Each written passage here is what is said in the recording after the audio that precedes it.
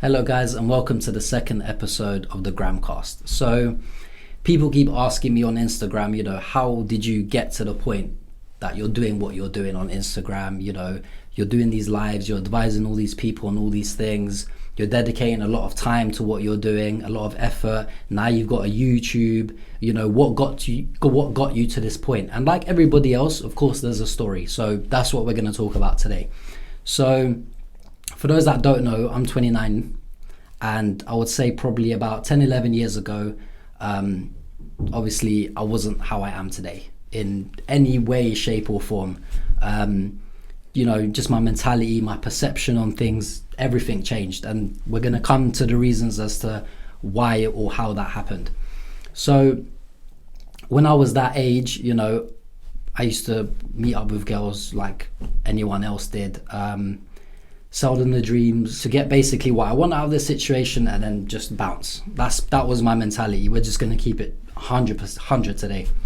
And what then happened is I basically met a girl, and I went into that situation with the same mentality. But what it was is she was different in the sense that she wasn't having it. And I thought, you know what? Every girl says this, you put in a little bit more work, you'll get what you want out of it, and then you can just go and do whatever you want to do. So she was very consistent in the fact that that just wasn't her thing, just isn't what she wanted out of the situation. So I had a choice to make. I either just bounce and go, or I think to myself, you know what, you've actually got a really good girl here, I think you should stick with it. So I went with that option, and obviously I had to compromise a lot. I had to sacrifice a lot. My mentality had to change a lot. A lot of things had to change to be with this person, because it was clear that the person that I was, isn't going to be the right person for this situation. So, got to know her, was meeting up with her. We spoke a lot. Back then it was like BlackBerry Messenger. It took a while to even meet up with her. It took me, I think, 3-4 months on BlackBerry Messenger to even meet up with her in real life, which I found interesting. And then when we met up, we used to talk and stuff, just normal things, what you talk about. And obviously X amount of time later, we got together. And, we didn't really do anything like that. We kept it as how can I say it, as strict as possible, because it wasn't something she wanted to do until basically we were married. She made that very, very clear, whether it was me or whether it was another guy, nothing's going to happen until I'm married, and then that's when it's going to happen basically. So I was like, okay, no worries. So you can imagine how difficult that would have been at the time because of what I was doing prior. So to meet somebody that doesn't want to do stuff like that until they're in a position where they feel they can do it, it was difficult. But that, like I said, a lot of compromises had to be made, a lot of sacrifices, which I was willing to do for that person. So, and obviously we're together sort of on and off, I would say altogether about 6 years. Yeah, 6 years on and off. And what it was is we were young. See, a lot of people say to me like, oh, why didn't you get married and this, that, if you were together that long and you loved each other. And one thing I always say to people without digressing too much is complacency is the biggest killer of any relationship. When you feel like it's sorted now and you've got nothing to worry about, but anything can come from around the corner.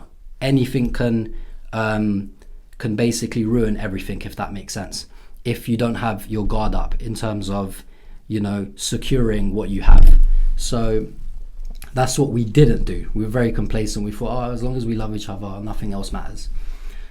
And then basically what happened is she was going away on holiday, and she called me and she was like, yeah, Graham's like, my dad's treating me to a holiday.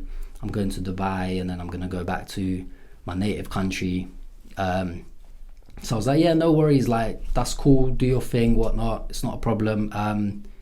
But because of how secretive the relationship was due to like culture clash and things like that, we couldn't communicate too much. So I said to her, look, how are we gonna speak? She goes, oh, no worries, like I'll give you my email, we'll speak via email, my family will think that I'm emailing someone for work. So I was like, okay, cool, that makes sense. So yeah, she got there, whatnot, and 1 week went past, I didn't hear anything from her. 2 weeks went past, 3 weeks went past, a whole month went past, I didn't hear anything from her. So I was like, do you know what, something's happened, I just don't know what it is. And obviously at that point, I'm just trying to think positive. I'm not trying to think like that it's anything bad. Do you see what I'm saying? So I left it, and then basically, I was sitting in my bedroom, literally watching Netflix or something, and my sister-in-law, who was living with us at the time, she comes into the room, and she was like to me, oh, Graham's like, have you spoken to so-and-so? And I said, nah, why? And she goes, because she's just messaged me. So in my head, I'm thinking, hold on a minute. How you message my sister-in-law, but you're not messaging me? And I've been trying to contact you. So what basically happened, she goes, oh, like, yeah, she just messaged me, whatnot. But I'd rather show you what she said as opposed to tell you. So I found that interesting. She gave me the phone and I'm reading some long message. This was like 20 pages on text, literally where it stops you at the end because there's no more that you can write. Just saying things like, oh, Graham's like, don't know how to tell you, this is that, like, this is what's happened, I'm not in control of it, there's nothing I can do, like, apologizing and all these things. And it was weird because I always say, like, in messaging, there's no emotion. Do you see what I'm saying? Like, you can't really feel someone's emotion through a message because it's just words that you can't really hear, obviously, because it's written text. So it was weird, but I could actually feel it. That was the mad thing. I could actually feel it. So I was like, raw, like, is this actually happening? Like, is this what's actually happened? So I left it, and it was, I'm not gonna lie to you, it was probably the worst thing that's ever happened to me, because you have to imagine the position that it puts me in, from a guy that's doing what he's doing at that age to leaving all of that to be with this person, and then in the end to not be with that person. Like, in your head you're thinking, what was the point? Because I did all this to be with them, now I'm not going to be with them. So I'm questioning it like everyone else does. There's normal questions. Why me? What have I done to deserve this? What was the point of this? What was the purpose? What was I supposed to learn from this? So I'm questioning all these things on a day-to-day basis. I'm not going to lie to you, I was in a very, very, very dark place. And so I was in a dark place, and obviously I had no contact with her and things like that. So I just felt like, what do I do now? Like, the worst position a man can be in is when he's in a position where he's powerless to do anything. So I couldn't call her pups and be like, blah, blah, blah, what are you playing at, because the guy doesn't even know I exist. So it left me in a position where I'm powerless to do anything. Like, I'm just there, I can't do nothing about it. That's it. So as I said, I was in a very, very, very, very dark place. And to be honest with you, I just took every day as it came, if that makes sense. Just kept myself as busy as I could, tried not to think about it. I'm not one of them people that can sit at home and, be away from people. Some people prefer that, to be on their own, deal with those situations on their own. I'm not like that. I need to be around people to get my mind off it, because every time I close my eyes, I'd see us. And I'm saying I'd see us like out somewhere having fun, or when we went London Eye, or all these things. Like, every time I closed my eyes to sleep, or at any point, that's what I would see. And I didn't like that image, because it was an image where it reminded me of something that I can't have anymore. So I just stayed with my cousins a lot, my friends, things like that. And I would say, so this was in 2015. I would say it took me 2 to 3 years to be in a position where I was comfortable to see other people in that context. And the reason why is this: a lot of people, they want their closure. They feel like, till I get my closure, I can't move on. And I've made videos about this in the past, where you don't need closure. You don't need it. from that person. In this context, in my situation, I can't get closure from that person because that's a situation that she's not even in control with herself.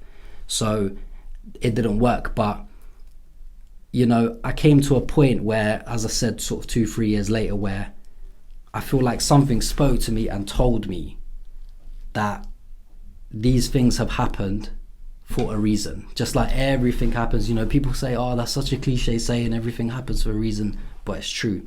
Everything happens for a reason, and there's a purpose for everything. You might not get it straight away. For some people, it might take a year, 2 years, 5 years. For me, it took about 2 to 3 years.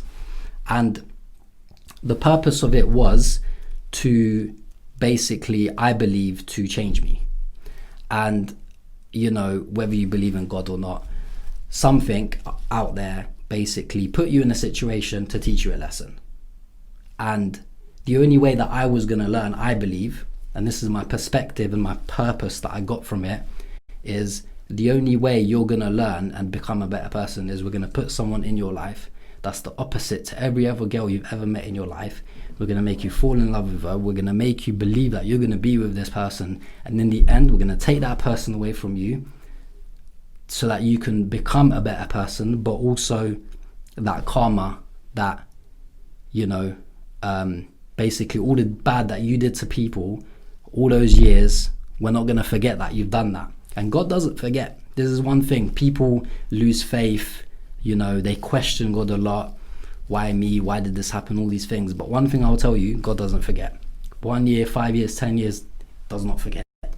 So not only am I going to change you, make you a better person, but I'm also going to make you feel all of that pain that you made people feel because of the choices that you made. I'm going to make you feel that right now. And that's what I felt in that time, in that 2 to 3 years. So me being the type of person that I am, I would say at the time, a person that had changed, I contacted her because during this time, she was contacting me a lot. You know, every single day she was contacting me via email. And the reason she was doing it via email is because obviously I'd blocked off everything. That was the only way that I could get over it. And I believe that to be the case for everybody, because what will happen is you'll open wounds. You know, the analogy that I always give, when you scrape your knee, what do? You cleanse it, you put a plaster on it. Yeah, because that's how the healing process works. Now, when you take that plaster off prematurely, start picking away at the scab, it starts bleeding.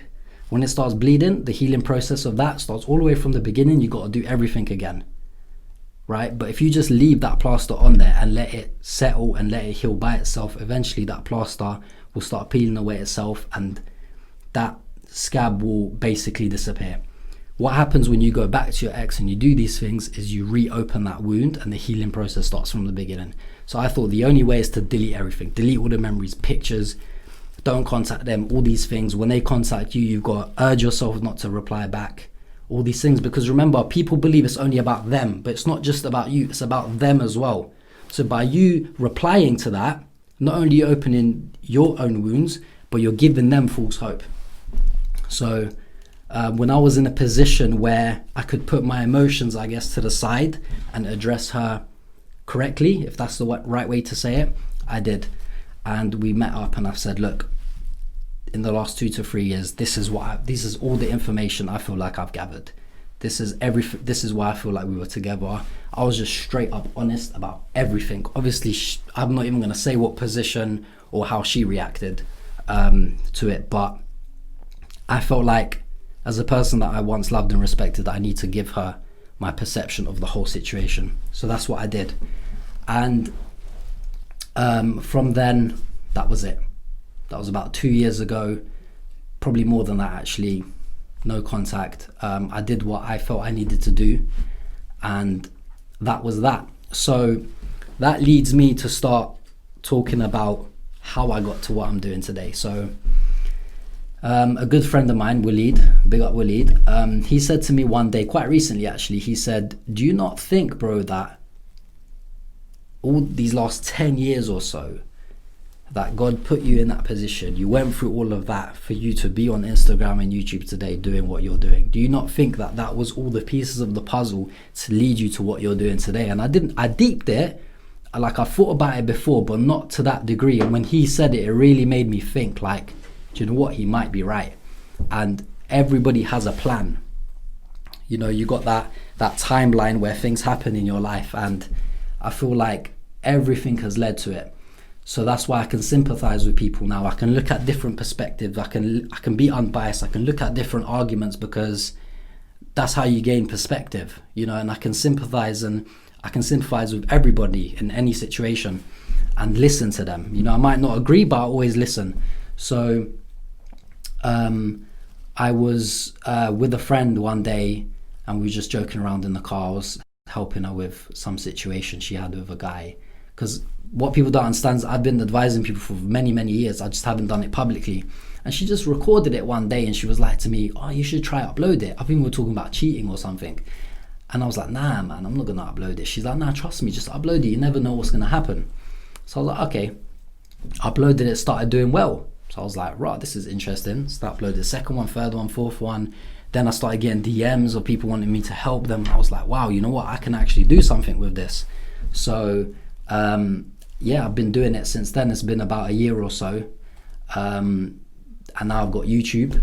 So, you know, we're gonna try and really hit that YouTube hard, and I'm working on a book as well. So things are looking really, really good. But you know, in life, sort of your perception of everything is due to experience, not just things that you have been through, but the things that your parents have been through, what your friends have been through, what they tell you, what you can see, all these things. And you know, like I said earlier, I'm able to listen and distinguish things, because not only have I experienced it personally myself, but other people that I know as well.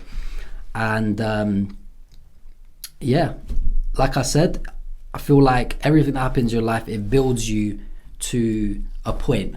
It builds you to a point, and you never know what you could be doing today was what you were supposed to do, and everything bad that's happened to you has led you to this place. So yeah, you know, and truthfully, there's a saying that I always go by. Perspective is what defines you, you know, and without experiencing certain things, good or bad, you're not going to be able to get perspective, you know, and without that perspective, you're not going to get your purpose. So that's how, you know, that's what I believe got me to this point. So yeah, there's going to be plenty more coming out. I've got, you know, guests coming on here. I'm going to do my public videos, as I said in the first episode in the introduction, once COVID settles down. I've got my normal YouTube, Instagram videos that I'm going to put in here on my YouTube, everything. So it's going to be a great year. As a going away message, what I will say is, anybody that finds themselves in this situation, don't let a tragedy like that, if that's the right word to use, define you. You know, always try to look at it in a positive way. And I know it's easier said than done, because at that specific time you're not thinking anything else, but everything happens for a reason. The most important thing, God is watching, and how you deal with that situation is how you're going to come out of that situation. If you let it defeat you, you're going to come out defeated. If you don't let it defeat you, you're going to come out a winner, and you know, you're going to be able to look back on it one day and talk about it and not feel affected, because you've gone through that healing process and you've tried to think positive out of it, and you've got something positive out of it. So that's it. Thank you for watching. As I said, look out for more episodes. I got episode 3 coming out really soon with a special guest, which is going to be really good. And yeah, don't forget to comment, like and subscribe, and yeah, join me in this journey.